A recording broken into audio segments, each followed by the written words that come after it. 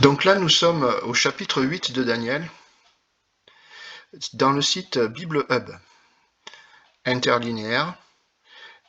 Avec un clic droit, on peut passer en français. Et on va démarrer la vision de Daniel. La vision qui est précisée au verset 17, qui concerne la fin. C'est-à-dire que ce que Daniel voit là doit avoir son déroulement, non pas de son temps, mais au temps de la fin. Et j'ai vu dans la vision, et il en fut ainsi. Pendant que je regardais, j'étais alors à Shushan, dans la citadelle qui est en Élam, la province, et j'ai vu dans la vision que j'étais par la rivière Oulaï. Et je levai mes yeux, et je vis, et là, un bélier. Voilà. Donc Daniel voit ça se dérouler à la fin des temps. Et un jour j'ai fait ça, je suis allé sur Google, j'ai tapé Iran Suse. Ensuite j'ai tapé Google Maps, et je suis tombé sur cette photo de Google Maps avec Suse au centre. Voilà. Alors je vais vous montrer où se trouve Suse aujourd'hui et où était bien sûr Suse avant. Donc ça se trouve ici, là, dans cet îlot vert. C'est proche de l'Irak. Ça se trouve en Iran. Ça c'est la province du Khouzistan. Voilà, c'est parce que l'Iran est divisé en provinces. Et c'est au Khouzistan qui correspond à peu près à Elam du temps de Daniel. Donc au sud, vous avez l'Arabie Saoudite.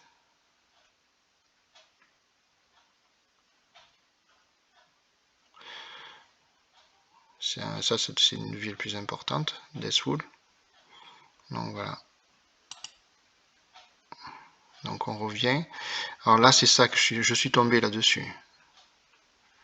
Au début, je cherchais pas ça. Hein. Je cherchais plutôt les vestiges du palais de Darius. Et on va aller voir ça. Vous voyez là, ça c'est le palais de Darius. Ça, ce n'est pas le château de Darius, c'est un château qui a été fait au 19e siècle par les Français qui faisaient des fouilles archéologiques. C'est un lieu qui n'était pas sécurisé, donc ils avaient fait un château. Et ça, ce sont les vestiges du château de Darius. Alors, c'est pas Darius le Mède, c'est Darius Ier qui viendra après le fils de Cyrus le Grand, après Cambyse. Il bâtira un grand palais où viendra ensuite la reine d'Esther avec Xerxès, qu'on retrouve dans le livre d'Esther. Voilà, moi ce que je voulais surtout vous montrer, c'était l'autre bâtiment, c'est-à-dire la tombe de Daniel. Vous voyez qu'il se trouve, il y a une rivière là.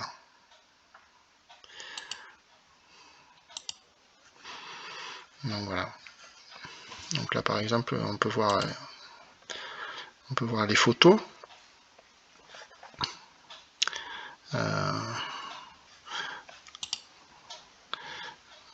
Voilà. Alors ça c'est un bâtiment en fait avec une tour importante. Et c'est un bâtiment tout en mosaïque et à l'intérieur il y a un coffre là avec le sarcophage de Daniel, alors, présumé de Daniel. Son corps aurait été mis là parce que transporté ici à Suse parce qu'il y avait une grande sécheresse et à l'endroit où il se trouvait avant, les gens avaient constaté qu'il y avait de l'abondance, donc plus par superstition certainement que par véritable effet. Un roi avait transporté son corps ici, près de cette rivière, pour amener l'eau dans la région. Voyez, et là, vous voyez ce bâtiment en fait est près de Lachour. Aujourd'hui, ça s'appelle pas l'Oulaï, c'est une rivière, Lachour. Voilà. Alors c'est très décoré, hein. Il fait très chaud aussi, on voit un ventilateur. C'est décoré de mosaïque. Voilà. Et là, ça c'est la nuit. Alors c'est un lieu qui est sacré pour les Chiites. C'est le prophète Daniel est connu principalement chez les Chiites, pas tellement chez les Sunnites. Donc on va voir un petit peu. Donc Daniel se voit à la fin des temps, en réalité, dans ce palais là, dans cette forteresse, dans cette citadelle, dans son tombeau en fait. Et là, en Élam. Alors le mot Élam veut dire c'est un lieu d'éternité. Et ce mot-là, la province, en fait est lié. Vous pouvez prendre. Je ne vais pas le faire, mais je vous invite à aller chercher par vous-même. C'est lié à ceux qui sont captifs. Et j'ai vu dans la vision que j'étais par la rivière, c'est-à-dire que j'étais venu par la rivière Oulaï. Et ce mot par, là, qui a al, ça veut dire, j'enlève la pub, sur, au-dessus. Vous voyez, Daniel est venu sur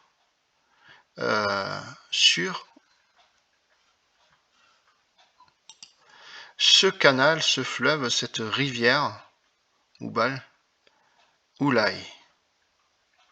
Alors moi ça apparaît sur mon... Quand je mets ma souris là, je vois mes chefs puissants. Ça, je sais que ça apparaît pas malheureusement, mais je vous invite à aller refaire des recherches et à trouver les liens où, par exemple, là, si je rentre ici, je vais avoir où se trouve, vous voyez, le mot Oulaï, par exemple, là, on le trouve 2 fois dans la Bible, au verset 16 aussi, verset 2 et verset 16.